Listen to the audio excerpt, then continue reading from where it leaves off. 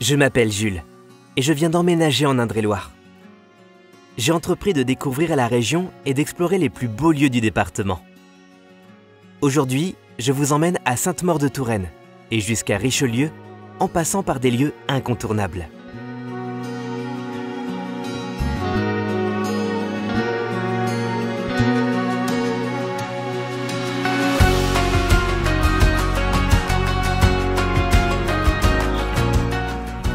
Nous commençons l'aventure de Sainte-Maure-de-Touraine par le chemin de Saint-Jacques-de-Compostelle, emprunté par les pèlerins pour se rendre dans la ville espagnole. Les 4 principaux itinéraires historiques sont évoqués dans le Codex Calixtinus, par les principales villes ou lieux remarquables traversés, dont la Touraine.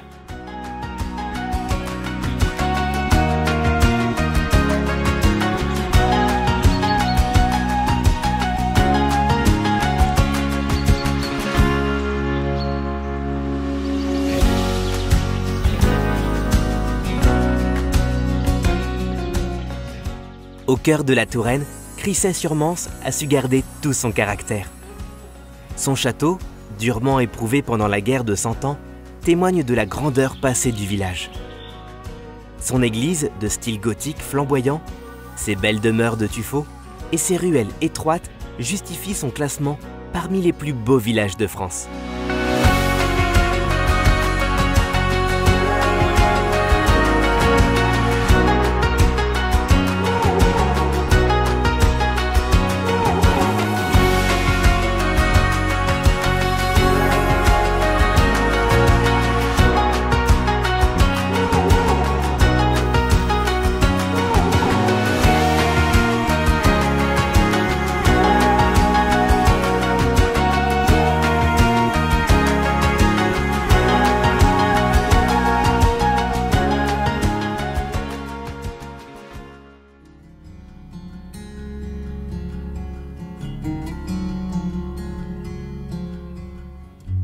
La forêt domaniale de Montgauger s'étend à l'est de la commune de Saint-Épin.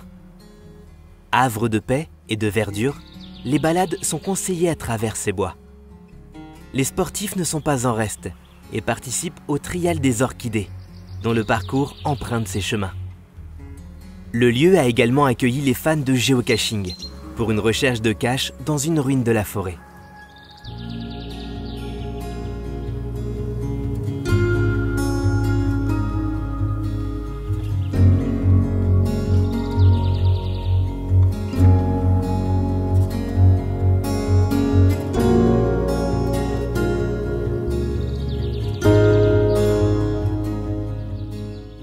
Le château de Brou, construit au XVe siècle, remplace une ancienne forteresse dont subsistent encore des vestiges. Par ailleurs, la légende raconte que Jeanne d'Arc y soit passée en route pour rencontrer Charles VII. Aujourd'hui, le domaine de Brou est un lieu paisible pour passer quelques nuits tranquilles dans un cadre majestueux.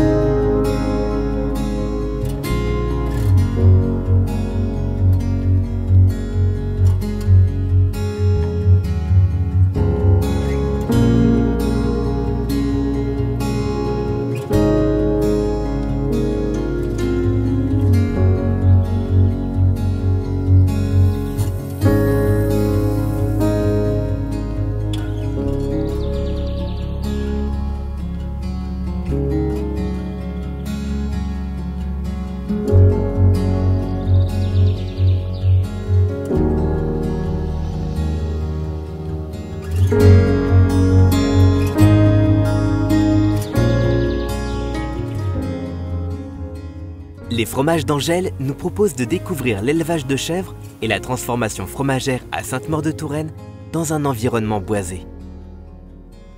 L'exploitation familiale s'étend désormais sur 202 hectares et élève, avec passion, plus de 300 chèvres.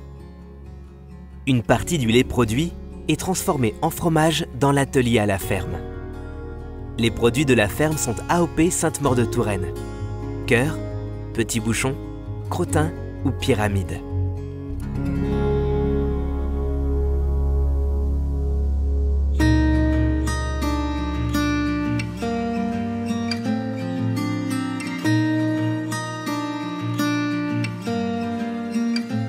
Au détour d'un chemin, dans la campagne tourangelle, se dressent les ruines de l'imposante collégiale Notre-Dame des Roches-Tranchelion.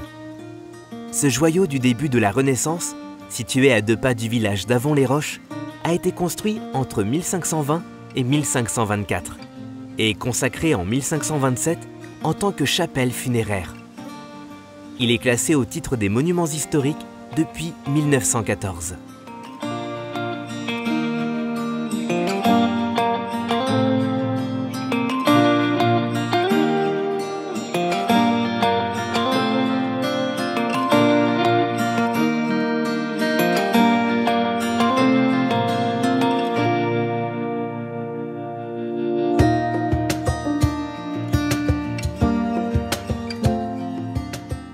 Acquis en 2005 par le conseil départemental d'Indre-et-Loire, le pigeonnier du château de Roncé, à Panzou, classé au titre des monuments historiques, a été restauré afin de valoriser ce patrimoine pour l'ouvrir au public.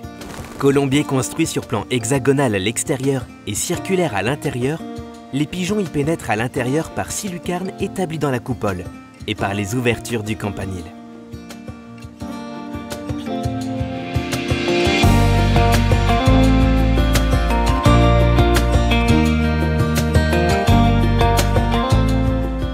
Classé monument historique depuis 1958, le prieuré Saint-Léonard a été édifié à partir du XIe siècle en tant que dépendance de l'abbaye bénédictine de Déols dans l'Indre et devient paroissial au XIIe siècle. L'ensemble témoigne d'un bel édifice de très grande qualité. Les grands chapiteaux de l'abside constituent un ensemble exceptionnel de sculptures romanes.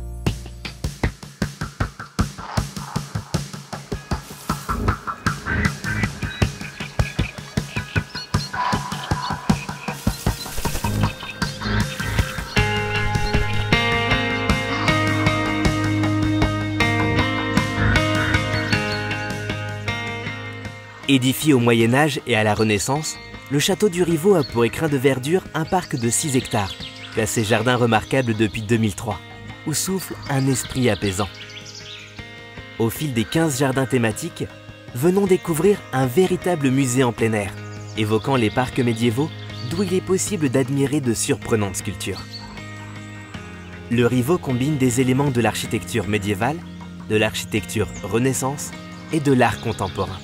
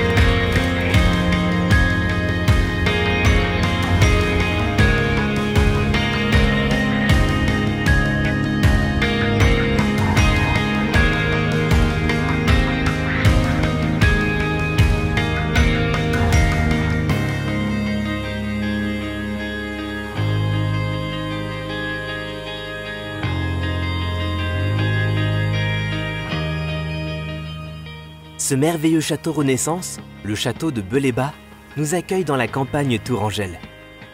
Vivons une expérience vraiment unique, à quelques kilomètres de Richelieu. Aujourd'hui, après une longue rénovation, certaines pièces ont été transformées en un superbe appartement.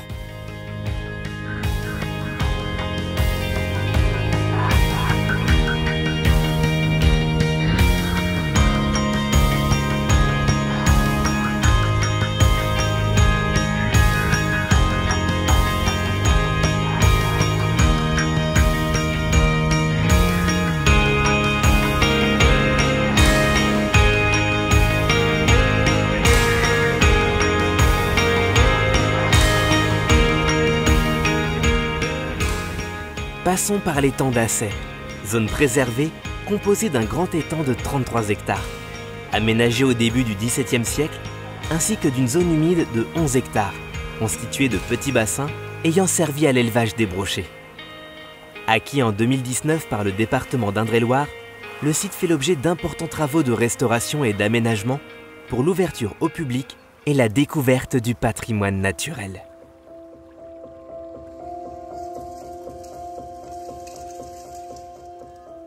Villeneuve, édifiée entre 1631 et 1642, elle porte l'empreinte de son fondateur et commanditaire, le cardinal de Richelieu. Richelieu, un véritable joyau qui constitue un témoignage remarquable de l'urbanisme du XVIIe siècle. Cité idéale, dessinée par le célèbre architecte Jacques Lemercier, elle est basée sur un plan en damier, reprenant le modèle des villes romaines. Elle s'articule autour de deux places, la place Royale et la place du Cardinal, entourée de remparts et de portes monumentales. L'église Notre-Dame de Richelieu, édifiée dans le style classique entre 1633 et 1639, s'inscrit dans le grand plan d'urbanisme mené par le cardinal.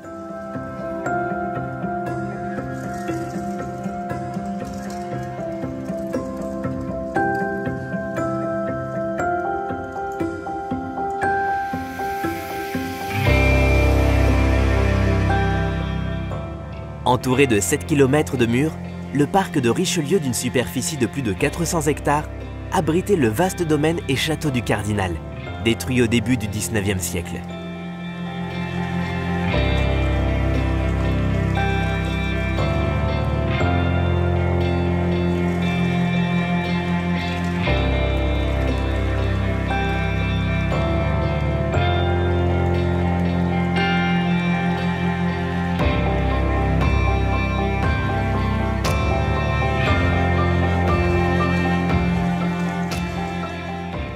Dans les campagnes tourangelles, on peut aussi s'arrêter en bord de route pour savourer certains couchers de soleil.